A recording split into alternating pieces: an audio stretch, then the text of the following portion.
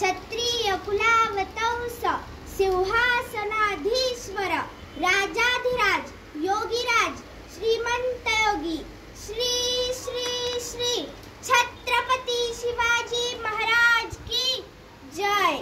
धर्मवीर संभाजी महाराज की जय। जय जिजाऊ जय शिवराय। जय जिजाऊ जय शिवराय। महाराष्ट्राचे दैवत भूपती नृपती पृथ्वीपती परमप्रतापी राजाधिराज योगीराज श्रीमंत योगी अशा या छत्रपती शिवाजी महाराजांना या जिजाऊच्या लेकीचा मानाचा मुजरा। या जिजाऊच्या लेकीचा मानाचा मुजरा। माझे नाव आरोही सचिन पाटील, इयत्ता 4वी अ। माझ्या मार्गदर्शक शिक्षिका सौ मृणाल धनंजय जाधव। कोणी एकेकाळी माणसं जनावरांसारखं जीवन जगत होती। इथं माणसं जनावरा इतकेच काय तर मंदिरातील देव सुद्धा सुरक्षित नव्हते। त्यावेळी राज्यात सुलतानी सत्ता राज्य करीत होत्या। यावेळी भरपूर मराठे मारले जायचे, नुकसान व्हायचे। अशा याच वेळी सिंदखेडचे जाधव लखुजीराव यांची कन्या दुर्गा भवानी यांचा विवाह शहाजीराजे भोसले यांच्याशी झाला। सुलतानी लोक मराठी लोकांसोबत अन्याय करीत होते। अशा या परिस्थितीत महाराष्ट्राला हवा होता एक पेटता निखारा जो या अंधाराला नष्ट करेल। अखेर ती वेळ आली। सह्याद्रीची गर्जना झाली। सन 19 फेब्रुवारी 1630 रोजी जिजाऊंची पुण्याई आली फळाला। कारण जनतेचा पोशिंदा राजा शिवबा जन्मला। दीनदलितांचा कैवारी जन्मला। अहो माझा राजा जन्मला, माझा शिवबा जन्मला।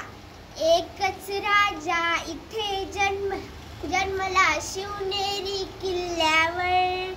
एकच राजा इथे जन्मला शिवनेरी किल्ल्यावर। माझ्या देवाचं नाव गाजतंय गड किल्ल्यांच्या दगडावर। माझ्या राजाचं नाव गाजतंय गड किल्ल्यांच्या दगडावर। छत्रपती शिवाजी महाराजांची महती संपूर्ण जगभर एवढी पसरली होती की आज 350 वर्षे होऊन देखील आज सुद्धा छत्रपती शिवाजी महाराजांच्या नावाचा जय जयकार संपूर्ण जगभर होत आहे।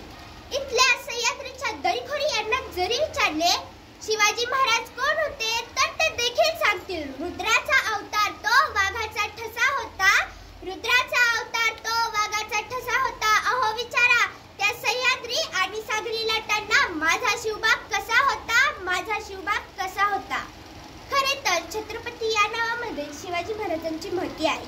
शिवबांचा जन्म झाला आणि महाराष्ट्रामध्ये प्रकाशाचे किरण पसरू लागले। राजमाता जिजाऊंनी शिवबांना लहानपणापासूनच सत्यासाठी न्यायासाठी लढायला शिकवले। जर कोणी चुकत असेल तर त्याला वाट दाखवा। जर कोणी चुकत असेल तर त्याला वाट दाखवा आणि जर कोणी नडत असेल तर त्याला मराठ्याची जात दाखवा आणि जर कोणी नडत असेल तर त्याला मराठ्याची जात दाखवा। अशी शिकवण जिजाऊंकडून शिवबांना मिळाली। म्हणूनच मला म्हणावेसे वाटते की थोर तुमचे कर्म जिजाऊ उपकार कधी न फिटणार। थोर तुमचे कर्म जिजाऊ उपकार कधी न फिटणार। चंद्र सूर्य असेपर्यंत नाव तुमचे न मिटणार। चंद्र सूर्य असेपर्यंत नाव तुमचे न मिटणार। शिवछत्रपती म्हणजे एक विचार आणि व्यक्ती नष्ट होतात, परंतु विचार कधीच नष्ट होत नाहीत। अशा या विचारांना घडविण्याचे कार्य जिजाऊंनी केले। शिवरायांनी सह्याद्रीच्या कडिकपाडीतून सवंगडी गोळा केले। तानाजी, यसाजी, बाजी, सूर्याजी इत्यादी जीवाला जीव देणारे मावळे तयार केले। शिवरायांनी आपल्या मावळ्यांसोबत वयाच्या 16व्या वर्षी रायरेश्वराच्या मंदिरात स्वराज्य स्थापनेची शपथ घेतली। एक होते शिवाजी, भीती नव्हती त्यांना जगाची, चिंता नव्हती परिमाणांची, कारण त्यांना साथ होती मावळ्यांची आणि शिकवण होती जिजाऊंची। त्यांची जात होती मर्द मराठ्याची, म्हणूनच देशात लाट आणली भगव्या झेंड्याची आणि मुहूर्तमेढ रोवली स्वराज्याची। शिवरायांनी आपले शौर्य, संघटन, राज्यधर्म पालन आदी गुणांनी या भूमीला स्वातंत्र्य मिळवून दिले।